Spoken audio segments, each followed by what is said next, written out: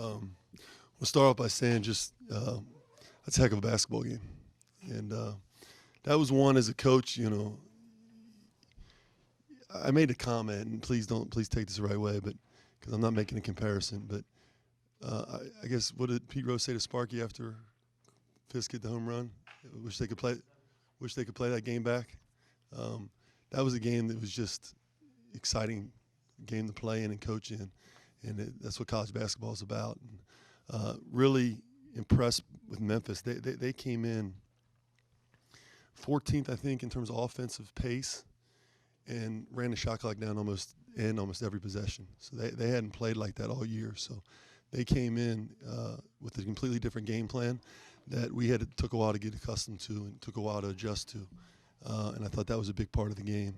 But really, really appreciative of our fan base, kind of putting us over the edge there after being down 10 plus with 6 to go, I think, and then down 7 with 3 to go. Their energy really helped. I thought each one of them, I think the statement for our team was every single player impacted the game tonight. Jeremiah, I could go down the list. Every player came in the game and impacted the game. And that's hard to do sometimes when you don't play a lot or you don't have the minutes you want to have because I only got 200 minutes to go around. And I was really proud of the guys that came in and stepped in. And again, I go back to handling adversity. Our guys handled adversity, and I'm sure we'll get into some individual guys here as we go. But great team effort against an unbelievable team tonight in a raucous environment.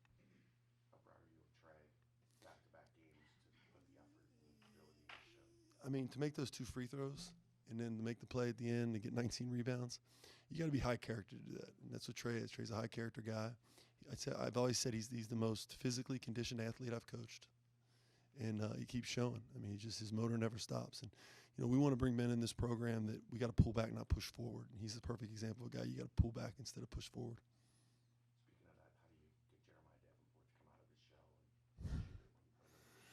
Yeah, he's a pretty confident young man.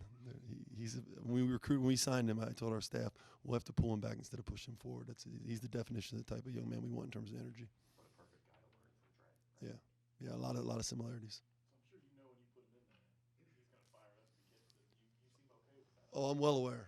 Yeah, that he's going to go fired up. But he's also going to get an offensive rebound when your team's up against it and get a 3-point play, and he's going to make a loose ball, and he did those things.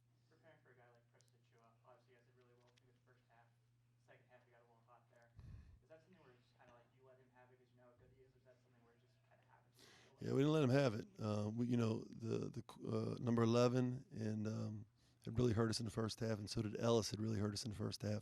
So we put a little more focus on them in the second half, and Achua got going a little bit.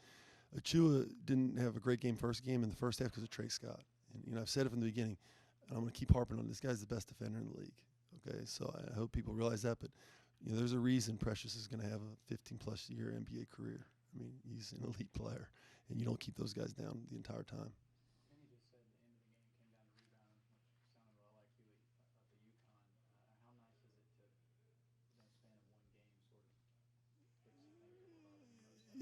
It did. I mean, Trey Scott got 7, Chris Vogt got 3. I mean, we had 15 offensive rebounds as a team. And Keith had a big one at the end. Jaron had a big one at the end. I mean, we made some plays when we needed to make them, and part of that was on the offensive glass.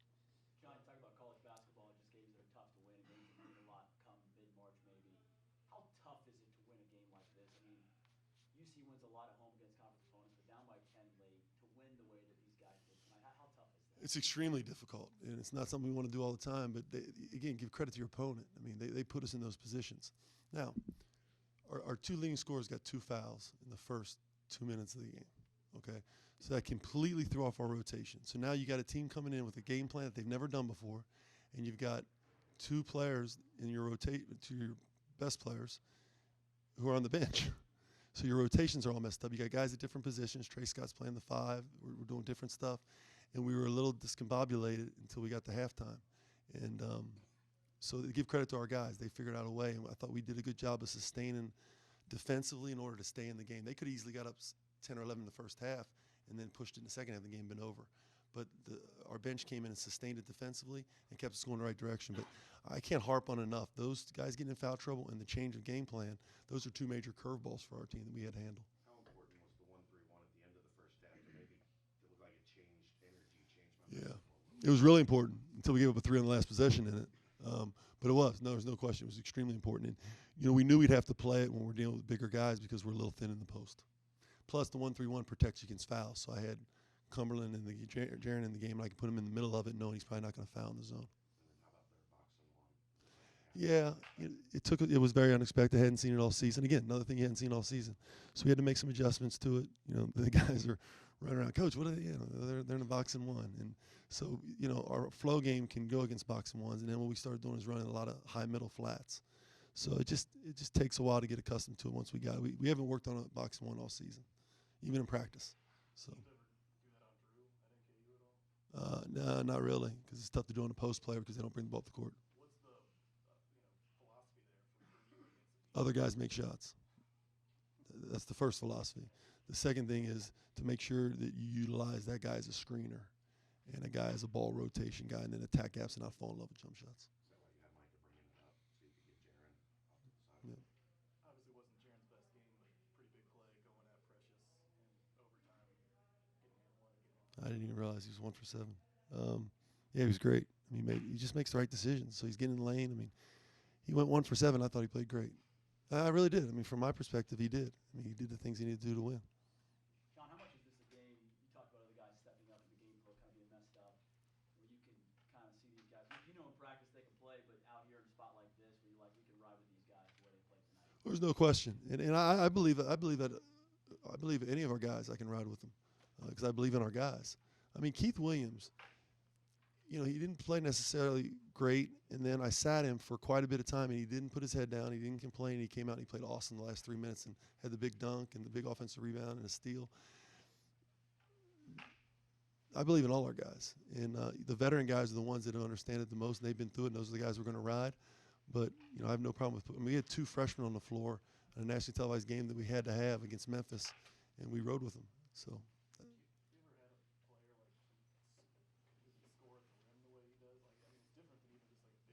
Yeah, I mean, he feels like a big guy at times. The way he finishes, I mean, his bounce is just tremendous. And now he's making free throws, and so he's a great finisher at the rim. And Jaron gets those guys the ball where they like it. Micah with career high 14. How critical was he when you didn't have Jaron and Chris? He's plus 21 and a plus minus. I mean, tough. He's not a freshman. When it's mid-February, you're not a freshman anymore. He's logged a lot of minutes, and he understands what it takes. And I thought he was really, really good tonight. Is that maybe him looking to be a little more aggressive on offense finally, or was it situational? I think it was situational a little bit. He was, the way they were playing, he was getting open shots, and I thought he felt it a little bit going. I think what you're referring to probably is the penetration. We hadn't seen a lot of that penetration lately. We need to see more of that because, Trey Scott's going and getting 20 and 25. Jaron Cumberland gets a lot of attention. Chris Vogt gets a lot of attention. It opens up things for other guys, and Trey's taking advantage of it. So now the team's got to decide, okay, do I want to put this much attention on this guy? That's what happens when you have a balanced scoring attack. If you only have one guy, then everybody can load against you. If you have a balanced scoring, then you can win games like this because other guys can step up because they've done it throughout the season. You referenced those 2 free throws by Trey in regulation. That possession got pretty wild. I don't even remember the possession. It was kind of going back and forth. You obviously had timeouts. You chose not to. Oh, yeah. That's because they were in the box and one. So I do remember it now. There's no place you can draw up against the box and one. So there was no way I was calling a timeout. If I would have called a timeout, they would have been happy I called a timeout because they would have been able to set the defense again. We had the defense scrambling, so I let them make plays. How hard is that, though, when you guys are scrambling a little bit, too, and you have timeouts to kind of sit on? Well, it's not hard on me. It's just the fact that you're going to question me and the fans are going to question me, but I knew it was the right decision. John, you stay so oddly calm. I don't want to say freakishly calm, but it's just how calm you stay is impressive. Do you have to go in a private room and punch a wall somewhere? I'm a firm believer that when chaos is around you, that the guys look over a lot, and if there's a calmness there, then they can at least take something from that. We conquer the chaos every day. I don't need to add to the chaos. Okay, the fans, the other team, they provide enough of it. So I just try to make sure. And plus, I like to think things through. And if it's chaotic and I can't think those things through.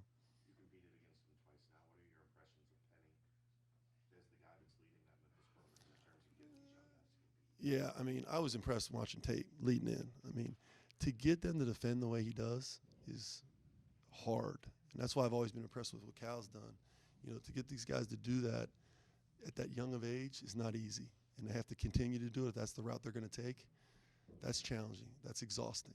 And then for them to come in with the game plan they had was they did exactly what they needed to do to win. Are there dog days in a college basketball season? Are you in them now? Yeah. Calm before the storm or whatever. You know what I mean? Yeah. I think it depends. There are. But I think it depends where your team's at. You know, my teams before that have won multiple championships, a lot of dog days because it was like, okay, if, one bid lead, let's just get to the tournament, coach. Okay, we've done this before. We've already won the regular season. Let's just get to the tournament. This team's obviously won championships, but they understand the expediency that's involved in our season right now and our need to win games. I do feel that in the course of the prep during the week, that the dog days are here. And it's interesting you asked that question. I felt it a little bit before the game tonight. So we've got to do a good job of keeping things fresh and doing a good job of counting on our veterans to make the right decisions during the course of the week. What do knees and legs feel like this time of year? Well, if you ask the guys, they're exhausted because they don't want to practice tomorrow. But I'm firm. Basically, what we've done in our preseason conditioning is prepared them for this. And I told the guys all the time we would ascend this style of play. You'll ascend into March, and I firmly believe that. Great back-to-back games, career high 25. Couldn't enjoy the last one because of the loss. Enjoy this one a little more. Plus, career high 19 rebounds. Yeah, Enjoy that's it a little bit more now. yeah, for real. I didn't know I had 19 rebounds until my teammates told me. I mean, it's a good feeling, you know. I don't know how to react to that right now, for real. I'm on cloud 9, for real. I mean, I'm glad we won this time. Obviously, Jaren got foul trouble, Chris got foul trouble. They didn't really have it going offensively. Are you thinking about that in a moment that you're going to have to score because late in the game they had a total of 5 points? Yeah, when they was out, Jaren, Chris, even Keith, they was telling me like be aggressive. Like in the huddle, Keith told me, he told me something, like to basically how to handle it right now offensively. And I mean, I'm a real confident player right now. I put in a lot of work, and my teammates and my coaches trust me, to do whatever we need for us to win, well, help win, and everybody else stepped up too. He stepped up real big time. Like I'm proud of my guy for real. But I mean, everybody, it was a collective unit. Without them, I wouldn't have did what I did today. How do you think Coach is going to be able to get him to come out of his shell and actually shoot when he's in the game? 'Cause He a gunner. He good. Like it was his first time, in a while too at that. So I mean, once he get back in the flow of everything, I mean, don't worry about him. To be honest. How good did it feel to get out there and make an impact and give the team a start late first half, early second half? It felt good, Since every day in practice, I'm giving my all to the team. My coach is telling me, just wait your turn, saying over and over and over again. Tonight I got my chance, and I performed well. Yes, sir. Matter of fact. For sure. Have you always been a player like that where you're not afraid to pull the trigger? Yeah, always, since day one. Since I first picked up basketball. Where's that confidence coming from? Shoot, Davenport family. You know what I'm saying? Being brought up, surrounded by hoopers, That's my background. Never scared to play the game that I love, So that's it's in the back of my head every time I step on the court. Some players, obviously fighting for minutes, they might be a little more timid when they get in the game, afraid the coach is going to pull them out. What are you thinking? Are you not worried about them doing that? No, I'm not worried because, first of all, I came here because of him. You know what I'm saying, Coach B. And, I trust him a lot. So I don't worry about that. You know what I'm saying? When I come in, I just do my thing because I practice a lot. You know what I'm saying? We went over it 24/7, every day, practice. So ain't no reason to be scared or timid to do anything, for real. You said, Trey, there's one more you had to tell us about. Now you get to tell us about it. Yes, yeah. How much has he been able to push you in practice, even though he hasn't been getting minutes?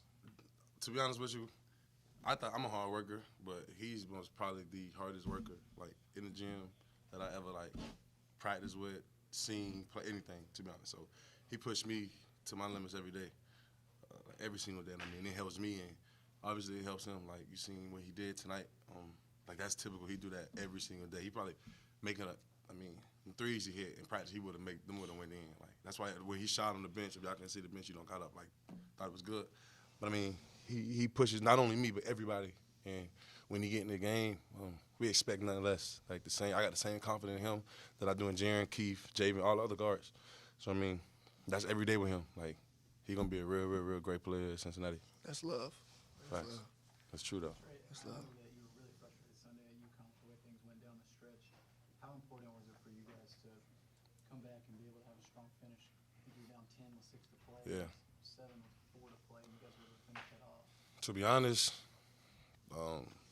in the huddle, I just looked at everybody and said, "Yo, let's win." I came back on the court. I said, "Yo, let's win." And I told them that we wasn't losing this game, like no matter what. Like, they beat us at their house when, obviously, we all know how that went down, and I wasn't gonna let them come in here and beat us at our house. So like whatever we needed to do, whatever I needed to do, we was gonna do it at our highest point. And we started guarding and getting rebounds and getting stops and changed the game and took the W.